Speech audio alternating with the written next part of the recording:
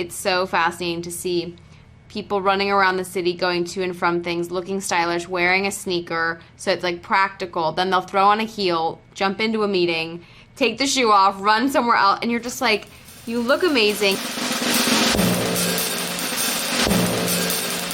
When I came to film season 1, I was like, oh my gosh, this is literally Paris. It feels a lot smaller once you're there because you constantly are running into people. Totally. And you start to get the lay of the land the more that you walk around, because that is like the best way to obviously experience the city. My first book that I read when I was little was like Madeline, and I grew up like I was in ballet class, and France was so like ingrained in different parts of my life, and I always, you know, we see them in movies and stuff like that. And when I came to film season 1, I was like, oh my gosh, this is literally Paris, and it's literally what I was told it was. I think, you know, there's so many different arrondissements and different cultural outlets within the city that can seem as though it would be spread out, but it all really is quite close together and interconnected.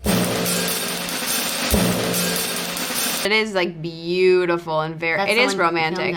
It's gorgeous. That is my idea of the worst date. Nobody ever take me to a cemetery. Yeah, she does get freaked out very easily, but I will say it is so gorgeous.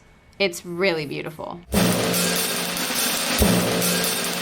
August is definitely everyone takes on vacation and they take it very seriously. So that, like, the working hard and then, like, respecting rest, that is very valid. Valuing your work time as much as you do your private time. Hour-long breaks for filming for lunch is actually amazing because we either nap or need to memorize lines or need to take a second to breathe. In the TV and film world, French hours is something it's a term that's used globally, you know, and I think honestly, like, I love French hours, and it has nothing to do with, like, filming less and getting off early and any of those things. I think that they just really understand that when people are well-rested, when people get a good break and sustenance, they're able to do work much faster and better afterwards. Yeah. Like, you can't just keep going and going and going without a break. You need to respect the fact that people are humans and need to take a second, and they have an hour-long lunch break so they can do, like what Ashley said, which is just, like, reboot the system, eat, feel like they've had some private time to then come back and work hard.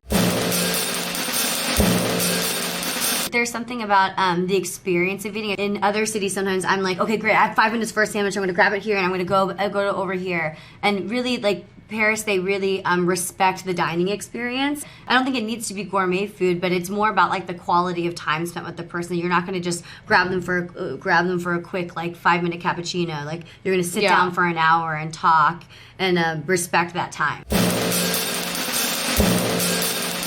Very stylish. Very, very stylish. It's so fascinating to see people running around the city, going to and from things, looking stylish, wearing a sneaker, so it's like practical. Then they'll throw on a heel, jump into a meeting, take the shoe off, run somewhere else, and you're just like, you look amazing. You're going about your day. There's this like effortless quality about it. It's not like they're wearing red lipstick and heels all the time. There's just a really settled feeling in their like, yeah, I think it's more ownership. It's more the attitude too. They take care in how they look, but it can be just t-shirts and jeans. Yeah, like, it's a very just like cool effect a little bit. Well, that's because there's like a strong sense of self behind it. Yeah, that you don't have to dress up to feel confident.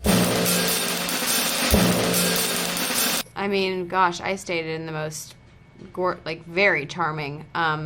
Charming is an interesting word because charming can mean like aesthetically pleasing to the eye, and charming can mean endearing and like has character. Has character. But I mean, I think like any big city, you know, that's not true of all the departments. Not every place is what everyone considers charming. I've seen just white walls. Like, I think Emily's apartment in the show, that's super charming. It's super charming. It's not like super glam. It's not bougie. Yeah, it's not bougie, but like it's like sweet, like, you know.